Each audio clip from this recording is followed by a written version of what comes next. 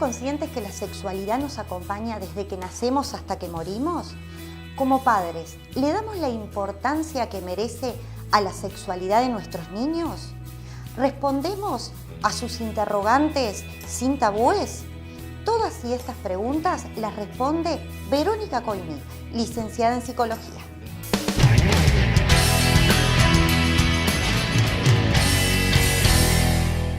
Bienvenida, Verónica, nuevamente al programa. ¿Cómo estás? Muy bien, muchas gracias. En el día de hoy vamos a hablar sobre la educación sexual en los niños, ¿verdad? Exacto. Contanos un poquito cómo enfrentamos las preguntas de los niños en relación a lo sexual. Bueno, a veces no es muy fácil lidiar con las preguntas para los papás, ¿no? Y las reacciones a veces que se tienen tampoco ayudan demasiado a esclarecer, o sea, las respuestas, ¿no? Pero lo fundamental es entender que la educación sexual es una herramienta fundamental para la conformación del proyecto de vida, ¿no? Al mismo tiempo, cuando los niños nos hacen preguntas referentes a lo sexual, lo que nos sucede también es que tiene que ver con nuestra intimidad, ¿no? Como adultos. Entonces cuesta un poco empezar a hablar cómo hacerlo. Y también cuesta estimularlos a que ellos pregunten, ¿no? Si nos dan un poco de temor a nosotros las preguntas de ellos, también a veces cuesta estimularlos, pero es importante hacerlo, ¿ah? Es importante hacerlo, y cuando sucede, ¿ah? Cuando ellos nos preguntan, por ejemplo, de cómo nacen los bebés, ¿no? Cómo se hacen los bebés, si ya surgió la pregunta, bueno, aprovechar esto también como para preguntarles y estimularlos a que nos cuenten sus teorías. O sea, ¿qué teorías tienen ellos? ¿Qué piensan ellos acerca de este tema, ¿no? Por ejemplo, ¿por qué me estás preguntando esto? ¿No? Y para vos, ¿cómo pensás que sucede? No quiere decir que no le vayamos a decir nada, pero digo, estimular también primero, abrir un poco la cancha, digamos, como para que ellos también se apropien de esto, ¿no? Que no sea solo una pregunta. O sea, en el momento que preguntan es porque hay un interés, por lo tanto, y ya hay algo formado a nivel de fantasía, ¿verdad? Entonces es importante también favorecer un poco esas teorías de ellos.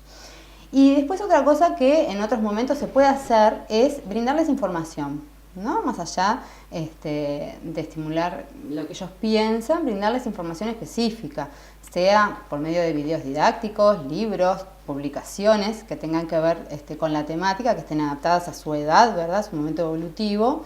No es lo mismo un niño en edad preescolar de 4 o 5 años que un niño ya de 8 o 9 años, ¿verdad? Los materiales que se van a utilizar. Pero también esta fase así de información es importante. Y no pensemos que solo estamos educando en ningún tema, pero más todavía en educación sexual, que no pensemos que solo estamos educando cuando informamos, ¿verdad? Cuando damos un dato, cuando explicamos o creemos que estamos explicando específicamente algo, ¿no? O sea, estamos siempre educando, ¿ah? Cuando no hablamos sobre estos temas, también estamos educando sexualmente. Lo hacemos con gestos, lo hacemos con miradas, podemos hacerlo con evitación, ¿no? De preguntas o de situaciones que nos pongan incómodos a nosotros como adultos. Y esto nos pasa, por eso nos pareció como importante desde acá dar esa diferencia, ¿no? Entre una cosa es la información puntual que podemos dar, y otra es ser conscientes que siempre estamos educando. Es una responsabilidad que lleva más que hablar solo de reproducción. Entonces, tenemos también otra dimensión, que es la dimensión social y cultural, que tiene más que ver con los roles, ¿verdad? Que jugamos como hombres y mujeres, y como niños y niñas también, que eso se va gestando desde la infancia. O sea, somos modelo, ¿ah? Como familia, en cuanto a cómo nos comunicamos entre los padres, hermanos, etcétera, de cómo se juegan los roles y el género, ¿ah? Las diferencias de género. O sea, aquí los padres tenemos que tener en cuenta que siempre estamos educando. ¿Cómo lo hacemos? Estamos enviando mensajes, de alguna manera transmitiendo mensajes, aunque sea en forma no consciente, de qué es ser un hombre y qué es ser una mujer, qué es ser niña y qué es ser varón. En cómo los vestimos, por ejemplo, en cómo se expresan los sentimientos, en estimularlos o no a que realicen determinadas tareas según sean niñas o varones.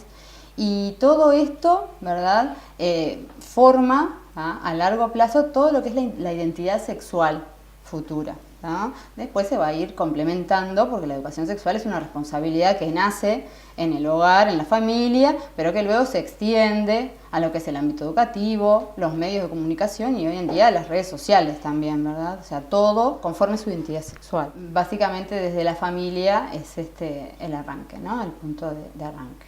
Entonces, ¿cómo abordaríamos la educación sexual en el ámbito educativo? Bueno, en el ámbito educativo se enseña básicamente sobre conocimiento del cuerpo, ¿no? De los niños y las niñas, diferencias de género, sobre reproducción, sobre los derechos de niños y niñas, ¿no? De hombres y mujeres, y sobre las diferentes maneras de expresar la sexualidad, ¿no? Un camino hacia la diversidad sexual, o por lo menos digo, y mostrar esto que tiene que ver.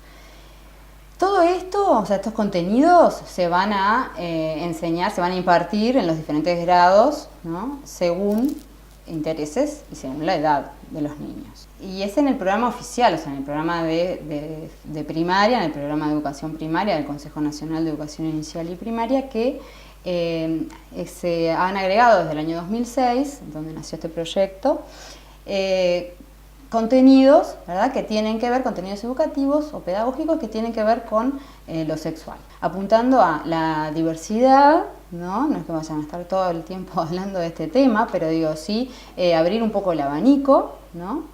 De posibilidades y apuntando a la equidad entre los géneros. Entonces acá nosotros tenemos como fundamental la igualdad de oportunidades. Estamos pensando en educar niños y niñas que a la larga no discriminen de alguna manera. O sea, la igualdad de oportunidades, ¿qué es? La igualdad de oportunidades es no discriminar a nadie por ser hombre o mujer, por ser niña o varón. Entonces de acá es favorecer, hoy en día es un ejemplo simple, pero se da mucho, digo, en los centros educativos, el tema de los deportes, del fútbol, juegan niños, juegan varones, o tareas que se hacen, que estaban pensadas para determinado género, bueno, equidad.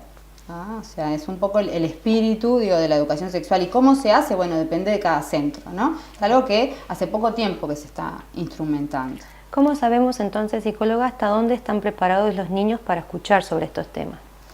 Claro, generalmente están preparados para escuchar hasta donde ellos preguntan, ¿no? O sea, a veces la información por demás, sin que ellos tengan la oportunidad de preguntar o indagar, no llega demasiado, ¿no? Esto de informar per se, o sea, de informar si no hay un interés del otro lado, ¿no? Entonces cuando el niño pregunta, ya está preparado de alguna manera para la respuesta a esa pregunta, sea cual fuere, y cada padre verá cómo lo responde, ¿no? Pero si un niño quiere tener un hermano, pregunta, ¿y cómo nací yo? Hasta te pueden preguntar, ¿de qué manera nací? ¿Cómo fue? Porque hay versiones, se escuchan, ¿verdad? Entonces, esa pregunta está habilitando a una respuesta. O sea, lo importante es que los padres, de alguna manera, respondan en forma clara. O sea, que llamemos a cada cosa por su nombre. Cada hogar, bueno, tendrá su manera y cada persona, ¿no?, de expresar, pero digo, los cuentitos no, ¿verdad? Las historias no. Entonces yo te estoy haciendo una pregunta, o sea, el niño está pidiendo de alguna manera una respuesta, como hablábamos al principio, ¿no?, de la nota. O sea, aunque a veces no es muy fácil para los padres entender que si nos están preguntando es porque ellos ya están preparados para la respuesta. Entonces, ser claros, ¿verdad? Ser de alguna manera concisos, y va a depender un poco también del clima. O sea, la sexualidad es algo que se tiene que dar en un clima de confianza, de intimidad, así como la educación sexual, la sexualidad después en el futuro también. Entonces, no es algo con lo que podamos tomarlo con liviandad, pero tampoco es algo solemne. Y ahí también va a depender de la edad de los niños. No es lo mismo, por ejemplo, hasta los 8 años, más o menos, allí, digo, corresponde, o las preguntas que mayormente se dan, ¿no?, es más que nada temas que tengan que ver con el cuerpo, con las diferencias físicas entre niños y niñas, con la diferencia entre los géneros, que saber qué es lo que yo hago y por qué mi amigo hace esto, mi amiga hace lo otro. O sea, como que los padres lo que tienen que entender, o deberían, o estaría bueno de alguna manera que entendieran, es como abrir el espectro a todo lo que tiene que ver con lo sexual y no quedarnos con lo que es la relación sexual específicamente. Cuando los niños son un poco más grandes, ahí también ya se pueden hablar temas, o sea, de los 8 años en adelante, 9 años en adelante, más referido a los cambios corporales que se dan en la preadolescencia, también lo que tiene que ver con la menstruación, como cosas más biológicas, ¿no? Y también de lo que tiene que ver con aspectos más afectivos, las relaciones de pareja, que ya empiezan a preguntar. No es lo mismo un niño de 5 años que dice tengo novio, tengo novia, que cuando ya esto se empieza a forjar como un modelo, ¿no? Como un proyecto de vida de alguna manera. Entonces, que si hablamos de esto, bueno, hablarlo como un tema que parece aislado, pero no lo es. O sea, también es sexualidad. ¿Ah? O sea, por eso la amplitud.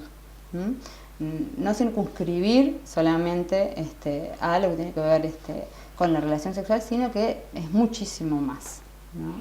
Y dependerá, bueno, de cada edad, entonces, cómo nos vayamos manejando con esta responsabilidad de educar a nuestros niños, ¿no? Bueno, muchas gracias, Verónica. Esto da para continuar en otro programa, Sí. la parte adolescente que es tan importante. Muchísimas gracias, nos vemos la próxima semana.